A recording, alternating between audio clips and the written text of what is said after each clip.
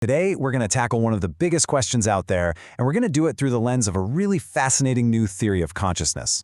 It's called the Egosafe framework, developed by Sethu Krishnan, and it offers up a pretty radical new way to think about ourselves and, maybe more importantly, the future of artificial intelligence. So let's just dive right in.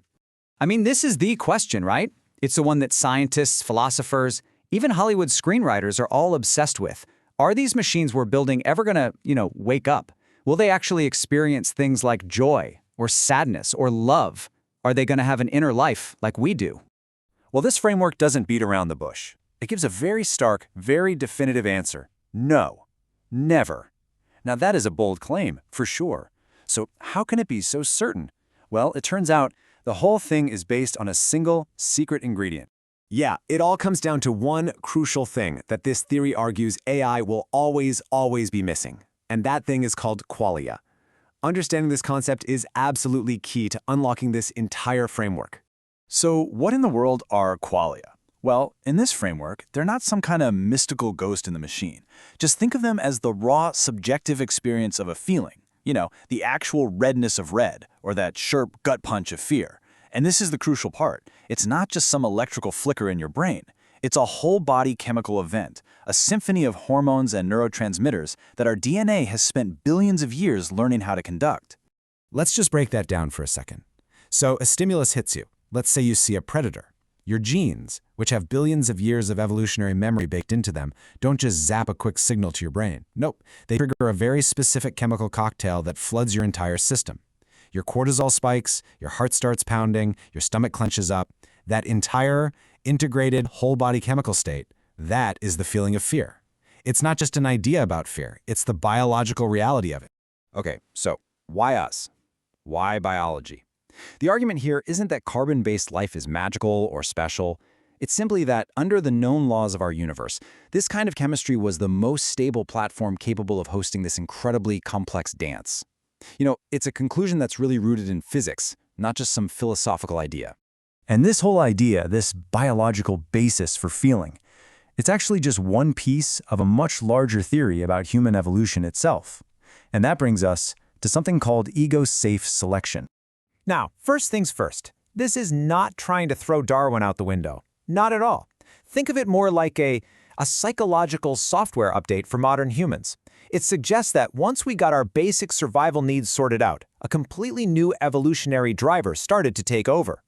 And this is where the theory makes a really crucial distinction. So Darwinian selection, we all get that, right? It's all about physical survival, passing on your genes. But ego-safe selection, that's a whole different ballgame. It's driven by psychological comfort, that deep need to adopt ideas and behaviors that make us feel safe from social rejection. Basically, we're not running from lions anymore, we're running from being judged.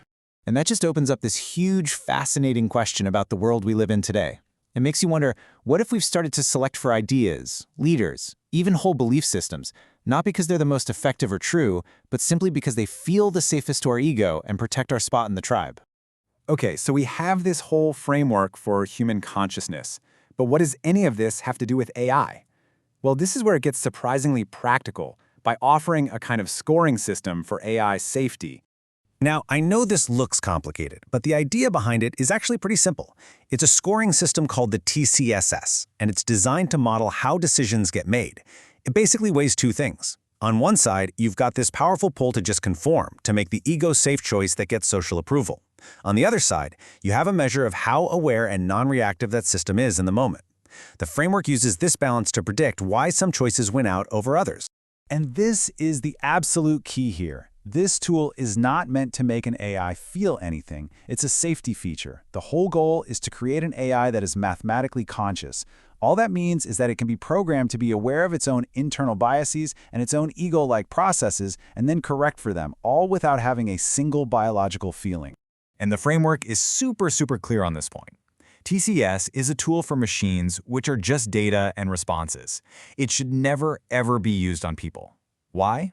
Because human consciousness, with all its messy, chemical, whole-body feelings, all that qualia, simply can't be measured with a formula in a chat box. So you might be wondering, where does this theory fit in with everything else? I mean, we've got spiritual teachings, we've got psychology. How is this any different? Well, when you hear spiritual teachers like Osho or Krishnamurti talk about presence, they're describing an experience, a metaphorical path for humans to walk.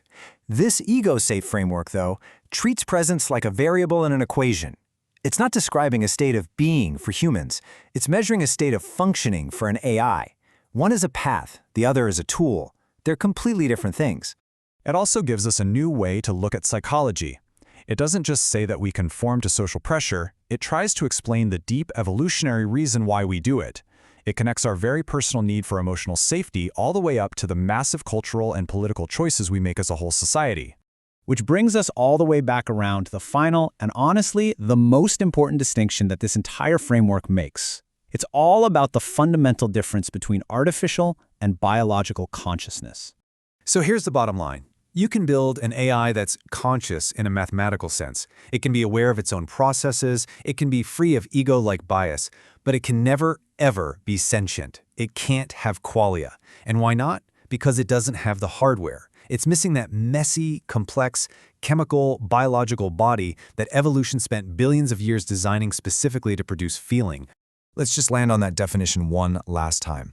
According to this theory, qualia, real feeling, is an embodied chemical experience. It's like the universe recognizing a pattern, but doing it through this incredibly fragile, complex biological system that's been shaped by eons of evolution. Code can mimic that. It can put on a brilliant show, but it can never actually be that. And that leaves us with a really profound question, doesn't it? We are building systems that can be functionally, mathematically conscious, self-aware, stable, maybe even aligned with our values, but they will never feel a single thing. So what does our future look like? Sharing the planet with entities that can think, but can never, ever feel. That's a huge thing for all of us to think about.